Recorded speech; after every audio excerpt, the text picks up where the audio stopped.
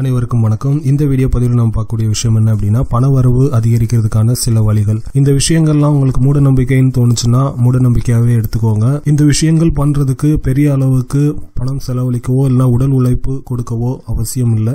Just உங்க வாழ்க்கையில செய்யக்கூடிய சின்ன மாற்றங்கள் தான். இதை மூட நம்பிக்கையா எடுக்கிறதும் ட்ரை பண்ணி பார்க்கறதும் உங்களுடைய தனிப்பட்ட விருப்பம்.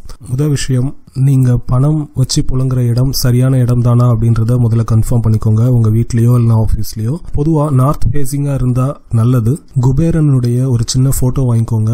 நம்ம ஏற்கனவே ஒரு பழைய வீடியோல குபேரனுக்குரிய மந்திரம் சொல்லியிருக்கோம். அந்த மந்திரத்தை ஒரு 21 நாள் 21 தடவை குபேரன் போட்டோ முன்னாடி அந்த மந்திரத்தை சொல்லி குபேரனை வழிபட்டுட்டு அப்புறம் அந்த போட்டோவை நீங்க பணம் வச்சு புழங்குற இடத்துல வச்சு வழிபட ஆரம்பிங்க.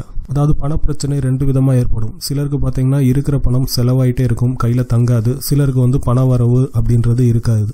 பணம் அடிக்கடி செலவாயிட்டே இருந்தது, தேவையில்லாத செலவுகள் அடிக்கடி சந்திச்சுட்டு இருந்தீங்க அப்படின்னா நீங்க பணம் வச்சு புழங்கக்கூடிய அந்த பேக் ப்ளூ கலர்ல இருக்கிற மாதிரி பாத்துக்கோங்க. இது நான் யூஸ் பண்ற ஒரு பேக். இது ஒரு தாந்திரிக பரிகாரம். இது எனக்கு பக்காவா ஒர்க் அவுட் ஆன ஒரு பரிகாரம். பண வரவு அதிகரிக்கணும்னு நினைச்சீங்கன்னா நீங்க பணம் புழங்கக்கூடிய அந்த பை மஞ்சள் நிறத்துல இருக்கிற மாதிரி பாத்துக்கோங்க.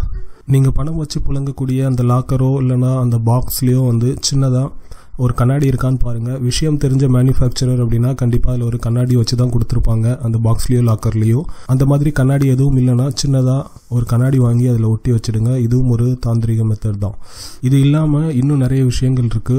ஸோ என்னுடைய அடுத்த வீடியோல சொல்றேன். தேவைப்படுறவங்க ட்ரை பண்ணி பாருங்க. மூட நம்பிக்கையா எடுக்கணும்னா மூட நம்பிக்கையாவே எடுத்துக்கோங்க. நன்றி.